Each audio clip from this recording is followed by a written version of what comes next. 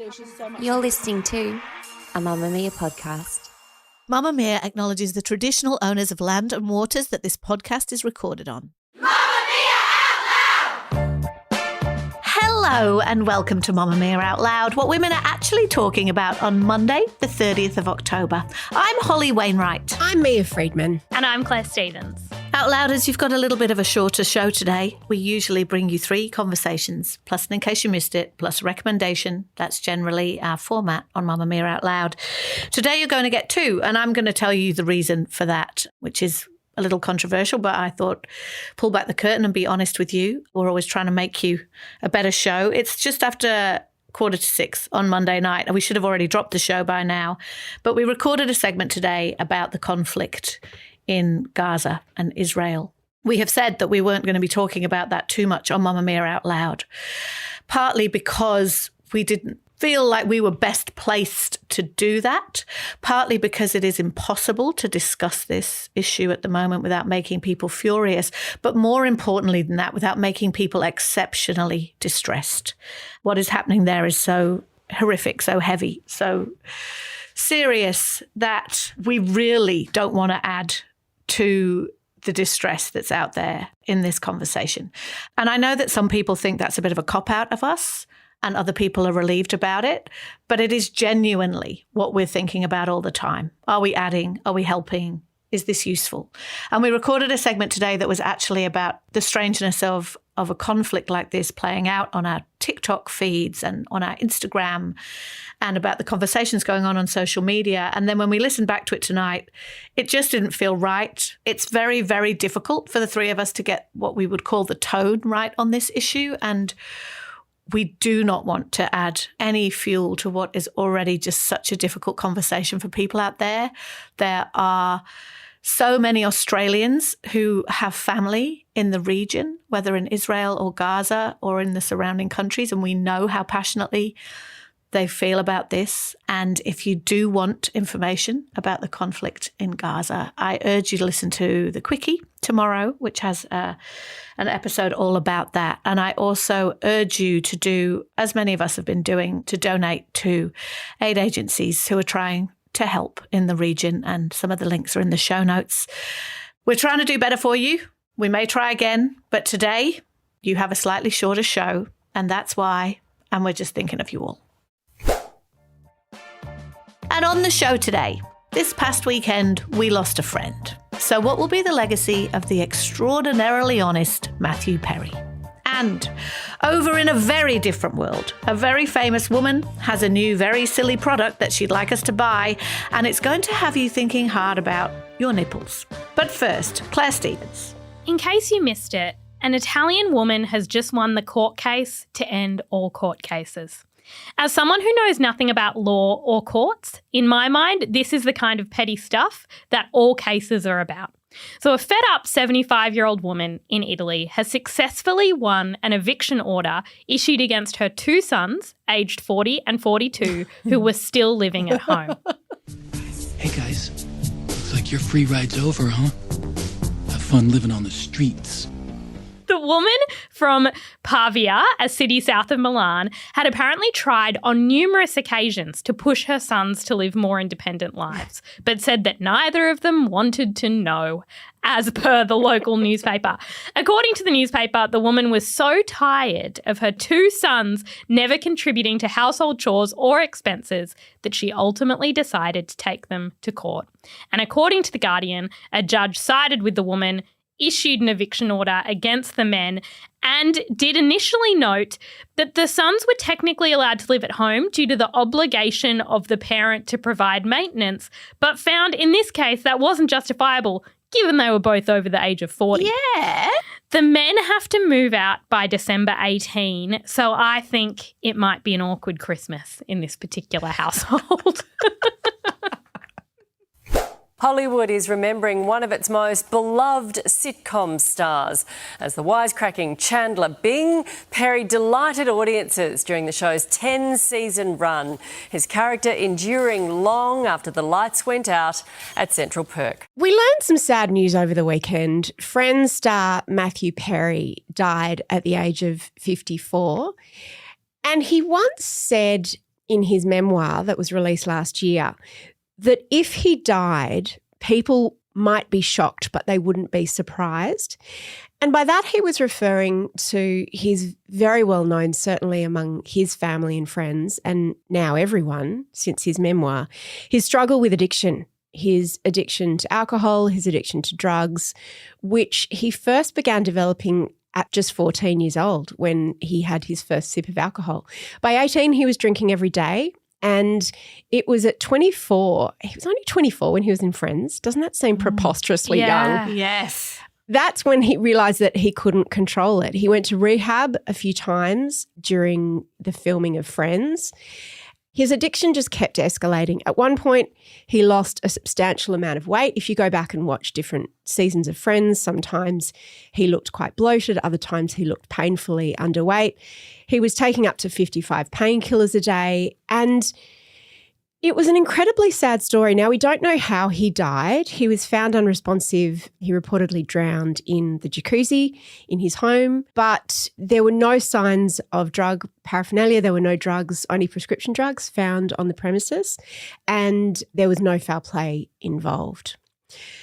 Claire, what I found most interesting about this is that you and I are, I guess, different generations. I'm Gen X, you're a millennial. My daughter's a Gen Z, and she was the one that told me the news. She's just 17. She wasn't even born when Friends was big, and yet all of her friends were so upset about it. It seemed to have touched all generations. How did it hit for you? I saw a few posts about how for millennials, the first Friends star dying is a really scary moment because it's just like those people that were consistent for a decade of your life that you watched on television so consistently and so regularly. And I know that Friends had a resurgence with that younger Gen Z generation. When it went on to streaming. Yes, but there is something about people who were such hallmarks of your adolescence and young adulthood, one of them dying, and 54 is not an age where you expect somebody to pass away. Like, it's so incredibly young. Were you surprised when you heard? Surprised. Initially, I went, oh, God. And then I thought about his memoir and I thought about addiction and I thought how sad it is that perhaps it never left him. You both said about his memoir that it kind of wasn't wrapped in a bow. It didn't seem like he was looking at his addiction in the past and seeing it as some distant thing that he had resolved. It wasn't that at all. And so I just thought how absolutely tragic that he's lived almost his whole life. He's lived 40 years of his life battling with this, and we don't know the cause of death, but from drowning in your jacuzzi, it sounds like it could be related, and it just made me feel sick. Could have had a heart attack, and people do. Perfectly healthy people have heart attacks, but also the wear and tear on his body over that time. He had lots and lots of health issues as a result of his addiction. So I listened to that book. Like, that's one of my favourite celebrity memoirs that I've ever read because of how raw it is. And I think about it all the time. It's one of those books, you know, most celebrity memoirs are very sanitized. They'll have like 3 titillating anecdotes that they know will get headlines, and the rest of it will be quite clean and tidy and airbrushed. And his book was absolutely not that. And I listened to it on audio, so it's him reading it. And he had a little bit of a slur in his voice, not from addiction, but because all his teeth fell out at one point and he had to have really extensive dental work. As anyone who's watched the Friends reunion would remember, there were quite a lot of cruel headlines around then about how that had affected his speech. But he's still very intelligible in that, reading his book, and it's very affecting. One of the things I thought, because him saying, as you said, Mia, that if he died, people would be shocked but not surprised, that's exactly right. And what I was thinking about yesterday is I was thinking that his legacy really is that memoir, because he explained addiction in a way that I think a lot of people do not understand it. He basically, over the course of a lot of pages, he expressed how all of the young people, the young, famous, rich people around him were partying, in inverted commas, taking drugs, drinking alcohol, staying up all night, whatever. Everybody was doing that. But that wasn't what it was. Like, his addiction was this deep, dark hole that was completely insatiable, and it didn't matter how much money he had. It didn't matter how much fame he had. And he was very honest about how much he wanted fame, like how he got down on his knees and prayed for it. I want to be famous. And yet, just as the stereotype we've heard over and over again, when he got it, didn't help anything. And he expressed, I always remember this, that his dad also drank a lot. But he said that one day his dad decided to stop drinking. As a much older man, his wife had told him, like, this is unmanageable. And his dad had kind of, the way he told it, gone out for a walk, taken a long, hard look at himself and come back and gone, okay, I'm done. And Matthew Perry says in this book, he'd spent millions and millions and millions of dollars. He'd been to rehab so many times in Switzerland, in the desert, in places all over the world, and he couldn't shake it. And the thing I was thinking about it is what a gift that book is. But then also the flip side of being that open and vulnerable is that's the story everybody's telling. That's really good in that I know that he was personally, he said, so proud that people would come up to him and say, I need help to stop drinking. Can you help me? And that was his life's work. But also when you're honest about something so fundamental, it kind of eclipses everything else about you. He wrote in his memoir that when I die, I know people will talk about friends, and I'm glad of that. Happy I've done some solid work as an actor.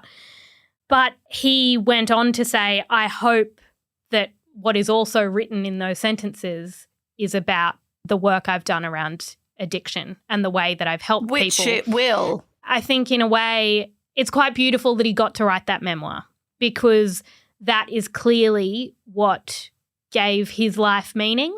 To him was the idea that he could share this story and he could say to people, the language in it I think was really important because the language was, this is a disease and it's not your fault. That's something a lot of people with addiction need to hear. Don't have this shame with you that this is your fault and you've done this and you're weak. This is something that some people just struggle with and it's extremely difficult to overcome. Do you think that there are famous people like that anymore? What do you mean? You mean that level of fame that everybody knows? We talk a lot about the way fame has become fragmented with streaming channels and, digital media. Friends seems to have transcended all the generations in a way that other shows of that time haven't. Like if you look at Sex and the City, millennials know it. I mean, it certainly hasn't extended younger than millennials, and yet Friends did. And I find that so interesting because one of the criticisms of Friends being looked at through a current lens is it was of its time. There were phobic jokes, there were transphobic jokes, there was a whole bunch of stuff that wouldn't happen now. And so it's interesting that a younger generation who are considered generally to be so much more, I'm going to say woke, but I don't mean that as a pejorative term, are really into it. And they can just almost park that and just watch it. Why do you think that is? I think there's something really mindless and innocent about it, that it sort of asks you to suspend all of those values and like in a way that... Have you gone back and watched it? Because I haven't. Every now and then I catch an episode and my reaction to watching it is like, that's the only way I can kind of describe it. But I think that there's something about, this might sound horrible, but I think when it's a female-led show like Sex and the City, we have much higher moral standards for what it should be and what it should reflect. And when it's more of a gender-neutral show like Friends or Seinfeld, yes, we let it get away with more. And although also, let's be honest, like although Friends had some, I guess what you might call tackled serious issues in a way, like infertility or something, it was not an issues show. Whereas Sex and the City, always an issues show, like issues about sex and relationships, but it was boundary pushing in its content. Whereas Friends, in a way, is an issues show in hindsight because we're like, Chandler's father was transgender and the way that was handled is so confronting now. But at the time, it wasn't like, we're tackling the transgender issue. You know what I mean? Like it was meant to be mindlessly entertaining through a very particular lens. I don't think people required as much of it as they did a show like Sex and the City where they're like, oh, this is telling us who we are. Do you think people would feel nostalgic if like David Schwimmer or Matt LeBlanc had died? I think so, but I think that there's something particularly moving about this story and just the fact that it was so recent that he told his story. Yeah. It was almost exactly a year ago. And for a lot of people, it was a bit of a shock. Like, of course, there were tabloid stories and you had seen the Friends reunion where he was talking a bit funny and there were headlines about that. But for a lot of people who weren't, super invested in Matthew Perry specifically, his memoir was the moment where you went, oh my God, he's been experiencing this the entire time he has been in the public eye. And the moment he was at peak fame was a moment where he was peak struggling with this addiction.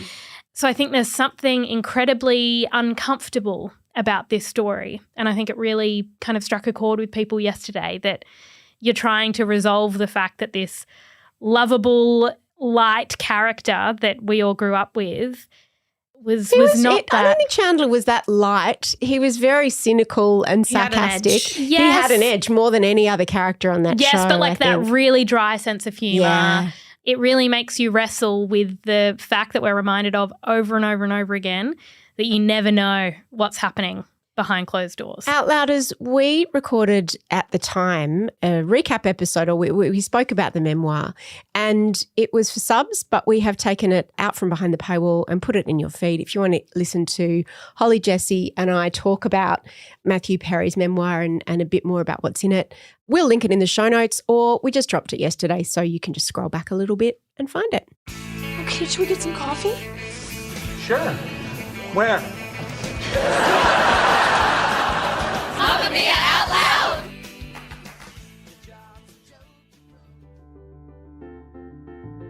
If you want to make Mamamia Out Loud part of your routine 5 days a week, we release segments on Tuesdays and Thursdays just for Mamamia subscribers. To get full access, follow the link in the show notes, and a big thank you to all our current subscribers.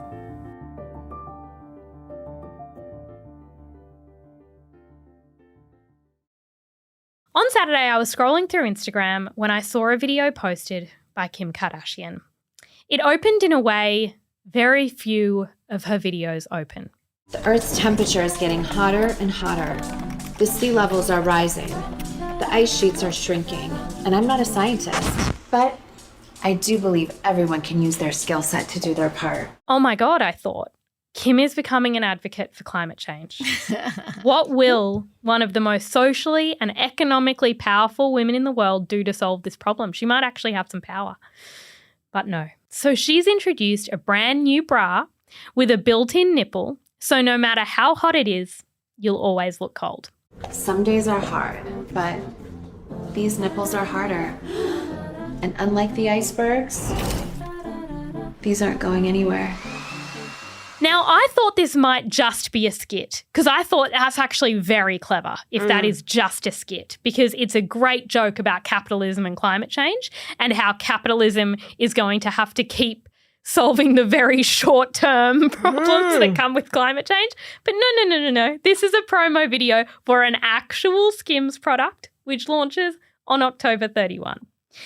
It's received mixed reactions on social media, with many people asking, is this a joke? And saying the product is strange and unnecessary. It costs $120. Yep, $120. But there are also comments that say, as a breast cancer survivor, I thank you so much. SKIMS will actually donate 10% of sales from the Ultimate Nipple Bra as a one-time donation to an organisation called 1% for the Planet, a global network with thousands of businesses and environmental organisations working together to support people and the planet. That's clever, because I was going to say the only flaw in this extraordinary marketing exercise, they should have done a donation. Yeah, so it's quite interesting. The woman's a freaking genius. I know. Guys, we were messaging each other on the weekend about this, absolutely not knowing how to feel.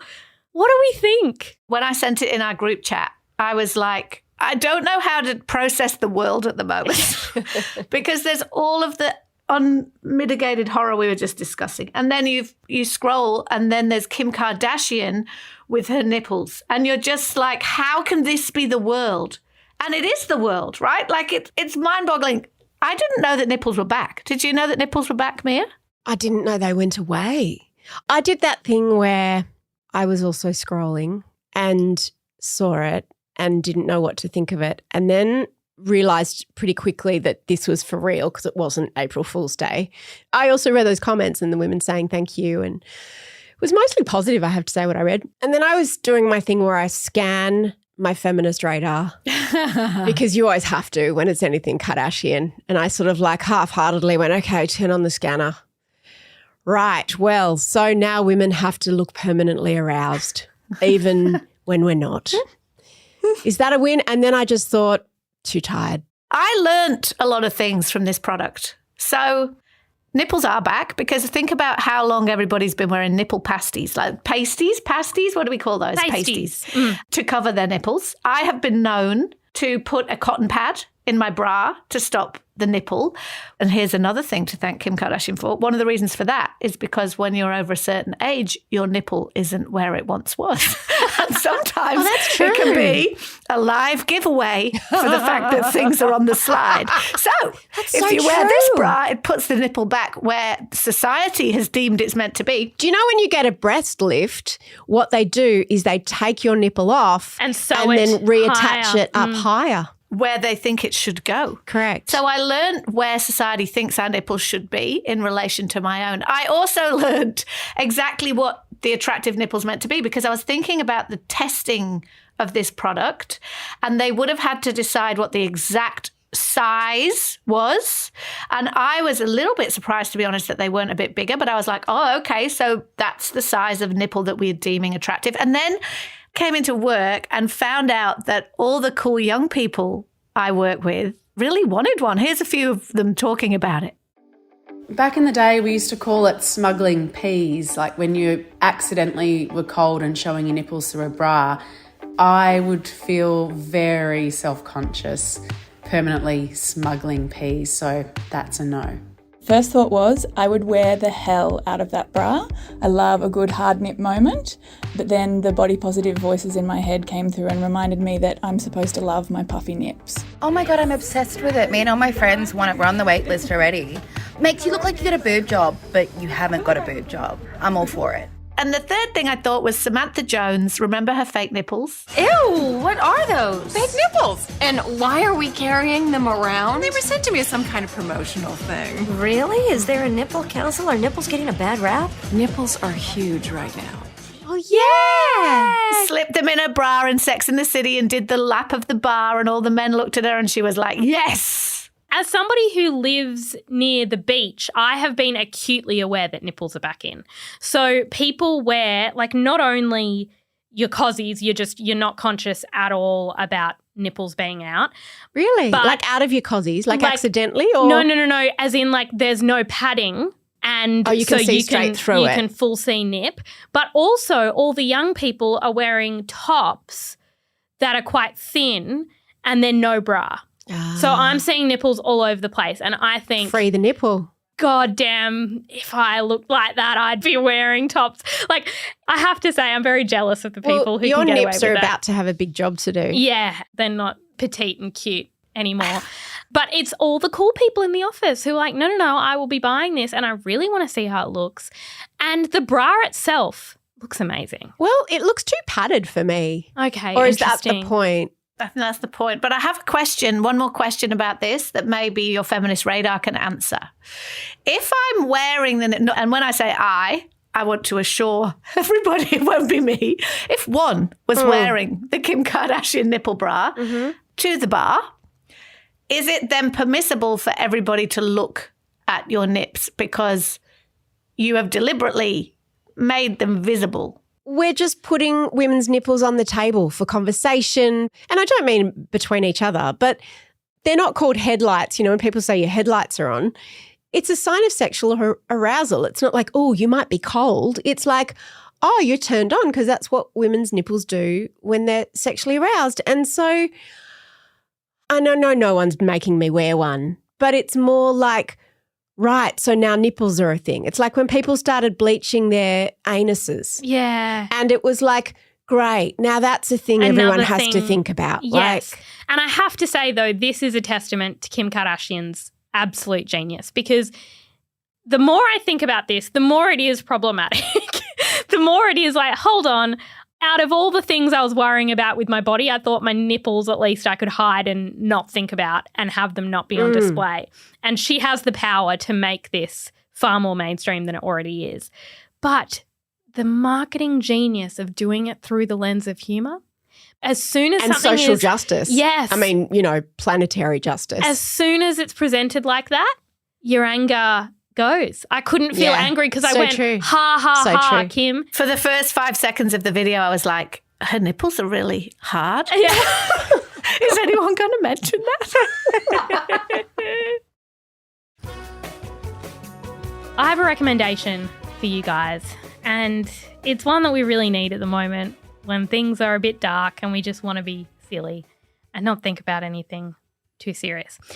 You know how all of us, and don't lie, you two, have a voice for our dog/dogs 100%. and an entire backstory/personality. So my dog, Caesar, full voice. Mia, I think you told me this, that actually you recycle the voice throughout life. So it's your dog and then it becomes your baby and then it becomes your next dog. Like you kind of just have one voice. I forgot that I told you that. So we went the same voice that we had for baby Matilda that I have for Tuna. Yeah.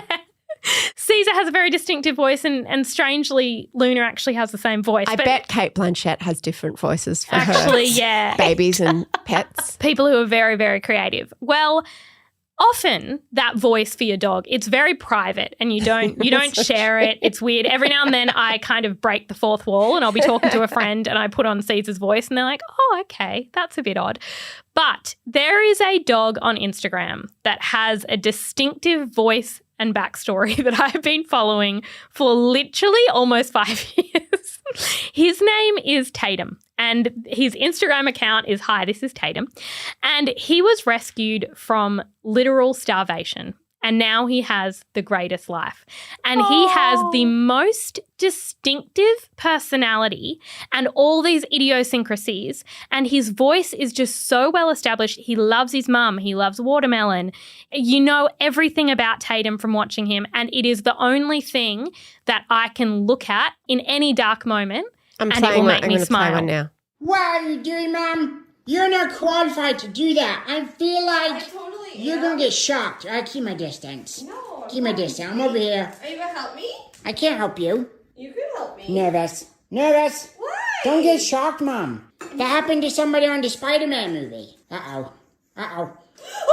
Wait, it's happening. See, I told you. Electrocuted. Yep. You learn about all the different family dynamics. They had a cat for a while, and so it would be quite taxing that he always had to keep an eye on the cat. So it's funny. It's like following a funny little series.